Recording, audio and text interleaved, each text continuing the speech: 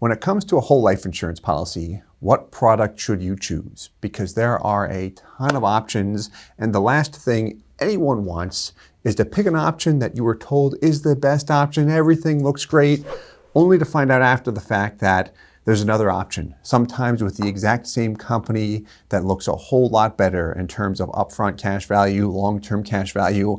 Maybe the loan rate was different. My point is that other option that we think, hey, I would have liked to have seen that first, was never shown to us. So how do we avoid that? Because this can be a complex field when it comes to whole life insurance because there's so many different companies.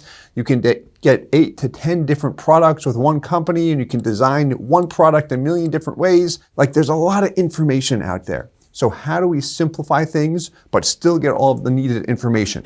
Well, I'm going to go through a couple of steps.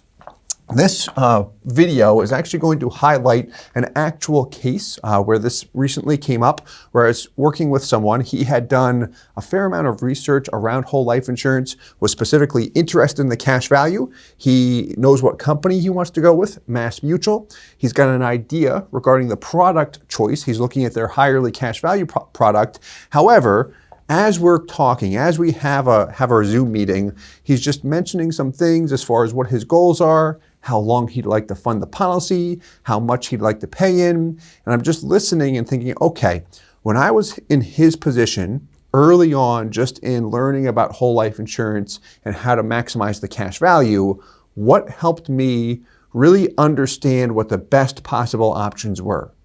It wasn't hearing my manager or someone at a home office tell me that these are the best options for cash value. That I listened and took it into consideration, but what helped me the most was seeing it, preparing the numbers for myself. And when we work with individuals, reviewing different options with them. That's often the key there. Are you going to believe what you hear or what you see? Typically what you see, right? And if we can do both, that's fantastic. So number one here, what we always want to do and what we did for this individual was review options. What we looked at in his particular case was just 2 options, particularly, I shouldn't use the word options, 2 different products because he did want to see a number of different funding requests. But here's a question I've got just as you're looking at this video, watching this video. If you've ever had buyer's remorse in the past with a certain product or service, when has that occurred? Was it something where you took your time, did a lot of research, you knew the person you were working with, you felt comfortable? Or was it a case where everything looked good on the surface, you moved forward, and then found out after the fact that you could have done things differently and it could have been a lot better? Maybe I just jumped the gun too quick.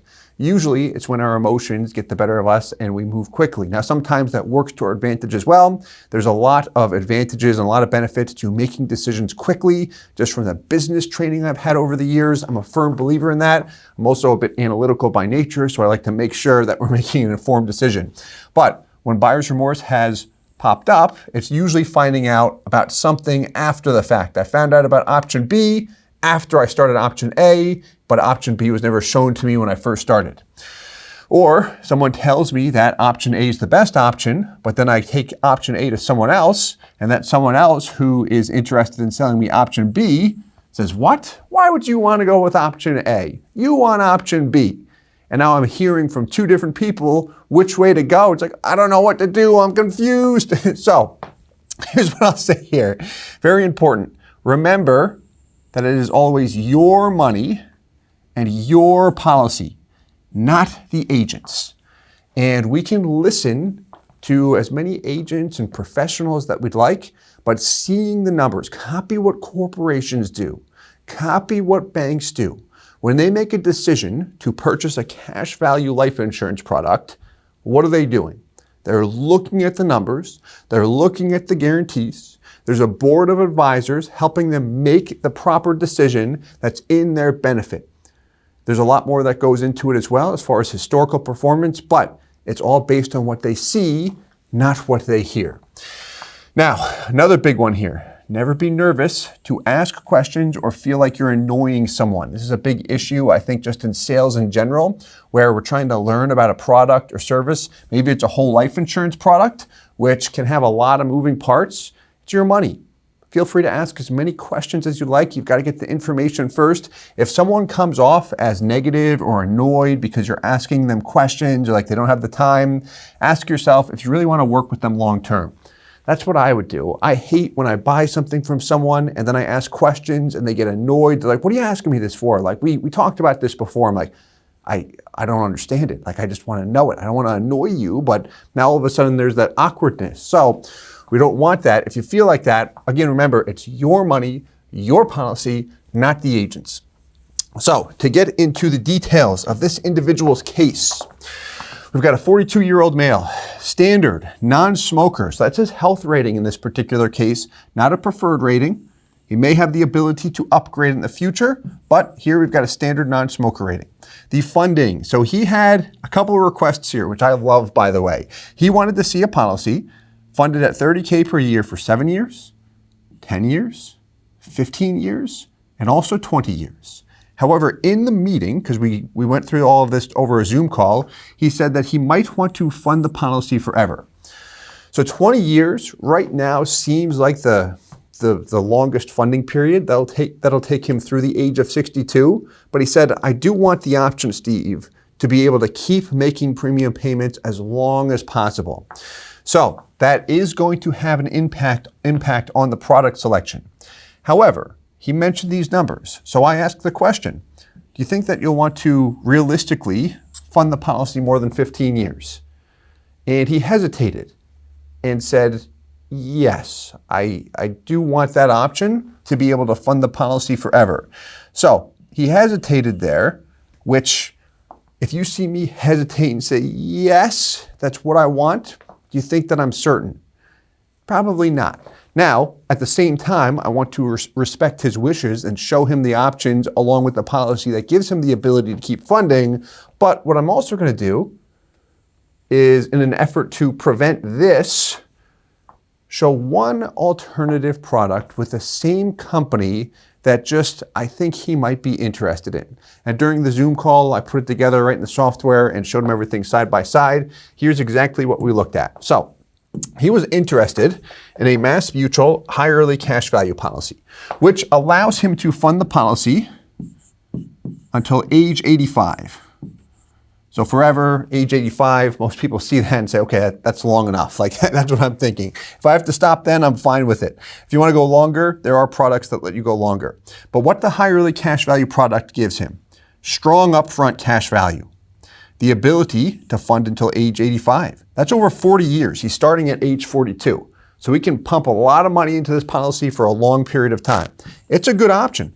There are a number of people we work with that select that product. However,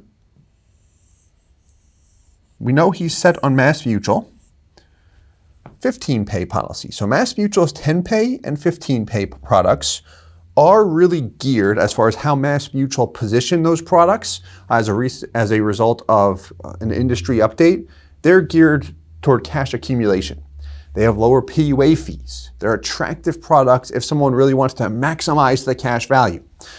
However, what's in the names, or what are the product names? 10-pay and 15-pay. So what does that mean? You can pay into it for a maximum of 10 years or 15 years. That's how long the premiums are due.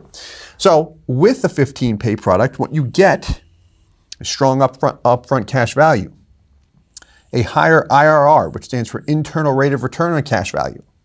The premium, however, we mentioned this, is due for a maximum of 15 years. Here's what I want to do. Show both options in a convenient manner.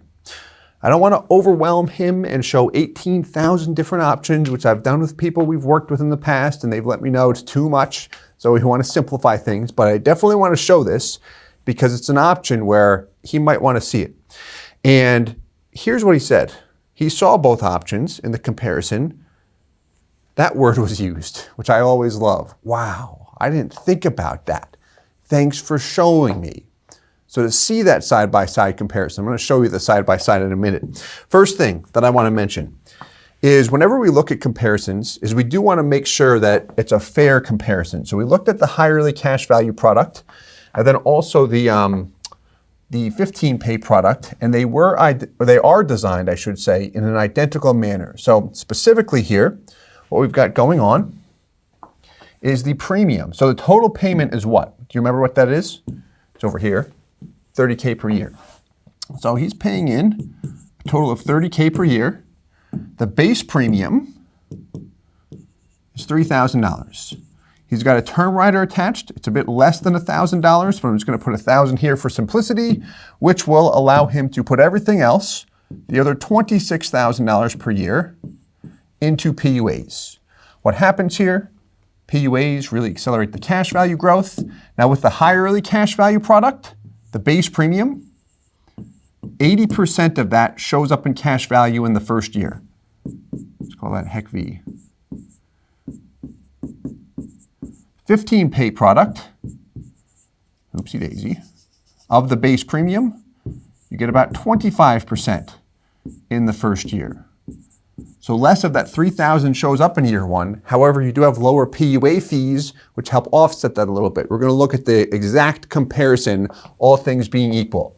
So main thing that I want to emphasize here is when we look at a comparison, what we want to avoid, this is very important, is a comparison where I show a high early cash value policy with a high base premium and then a 15 pay policy with a low base premium or vice versa to try and manipulate things to make one look better than the other and then generate a higher commission for myself. I hate that stuff so much. Like, don't do that. Make sure it's a fair comparison.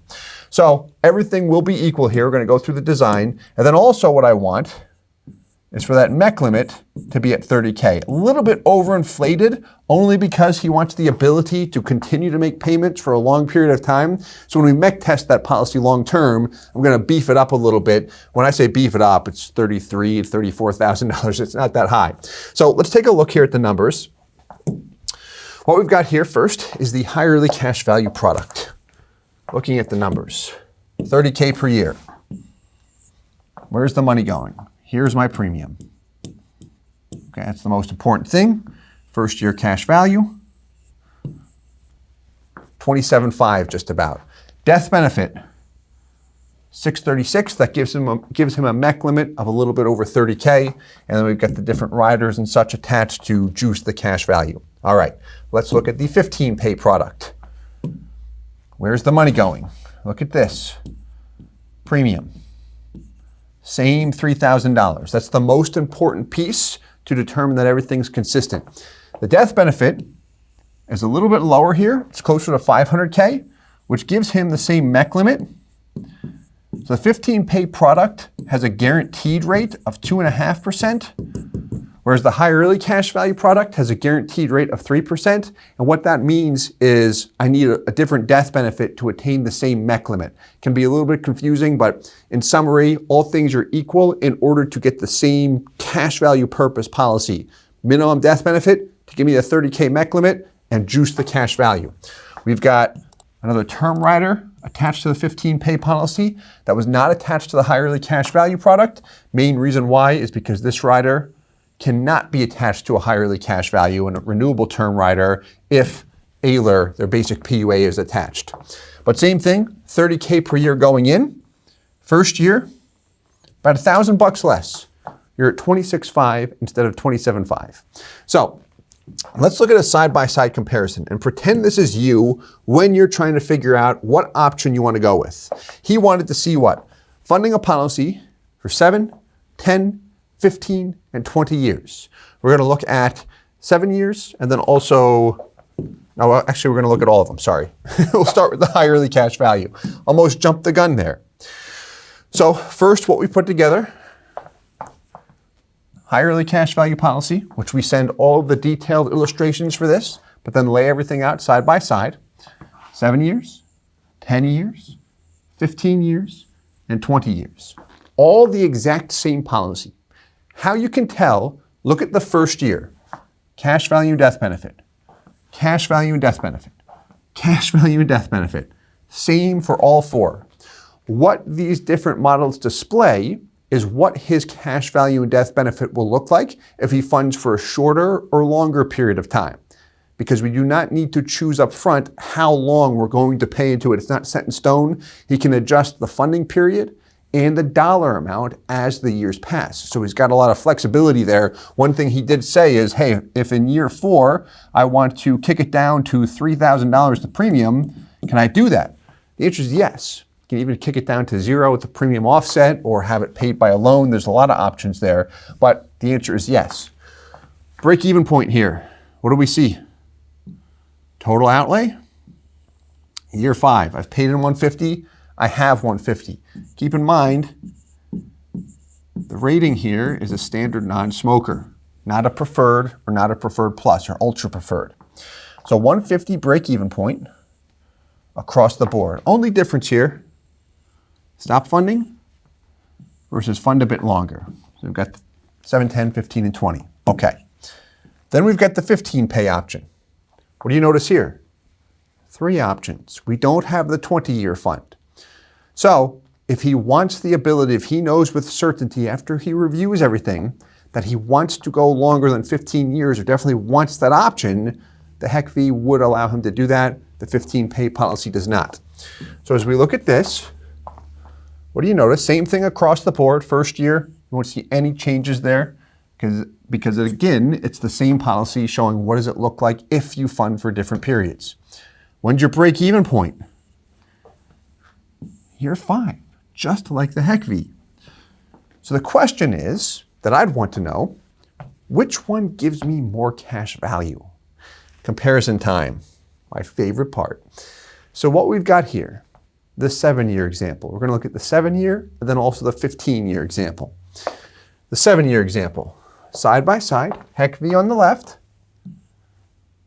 15 pay on the right. First year, who's the winner? By about $1,000 the higher the cash value. If I look at the death benefit, it's about $140,000 more. So if anything happens to him, more money is left to his beneficiaries. Year 5, not much difference. Who's the winner though? 15 pays slightly ahead. If I look at year 10, 240 in the higher the cash value. Over here, 253. So we can plug the difference in with the calculator, or we can just use Excel and do this. Voila. Much better, isn't it? So what this represents, CV difference, cash value difference, is how much more or less we have in cash value with the 15 pay product compared to the higher cash value product. Early years, that HECV is typically going to provide more. As time passes, not so much. So going back to the question and the theme of this video, reviewing options here, by year 20, 55, almost $56,000 more in cash value with the same company, same health rating, different product, same design, everything's identical in that respect. If you weren't shown this option and found out about it after the fact, would that bother you? Maybe, maybe not because of the funding period, but is it good to see up front? Let's look at another comparison here. Same thing, same 2 products, but funded for 15 years. What's the difference here? About the same. First 7 years will be identical, but what happens as time passes? That 15 pay product has more and more in cash value. If we scroll down, let's look at 70. Talking about 70 grand, 73, 74,000 more in cash value. And here's another thing. The high early cash value product has a higher guaranteed rate, so the death benefit is higher.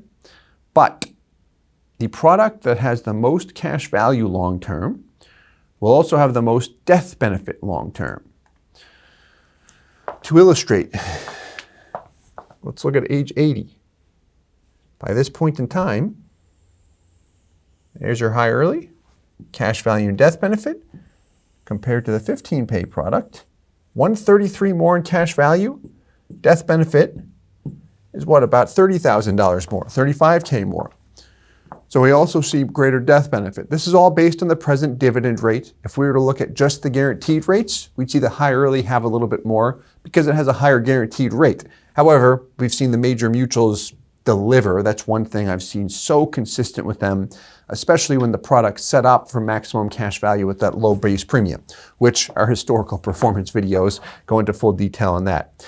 But in any event, I hope this helped. Just when it comes to the product selection, awareness, I would say is the key word. Just having awareness on the different options so I don't jump the gun too fast, or working with someone that does provide the different options so you can see it up front. As long as I have awareness or I can trust the person, maybe it's a third-party advisor that's making sure everything's being shown, then I've got certainty. It's in my best interest. Just like a corporation or a bank, when they vet the individual they're working with, also the products and companies, they get the best option because they've got a number of people that know the right questions to ask. So, hope you enjoyed this video. I had a ton of fun with it because I love this kind of stuff, reviewing different options and such. If you did, please hit the like button, subscribe for more. If you have any questions, feel free, or please leave them in the comments below. And as always, I hope this helps. Thanks so much. Hey guys, Steve Parisi here. If you enjoyed the content you just saw, please subscribe, like, and hit the notification bell for future videos. If you'd like more information or to see some custom policies for yourself, feel free to call or email our offices at the contact information below.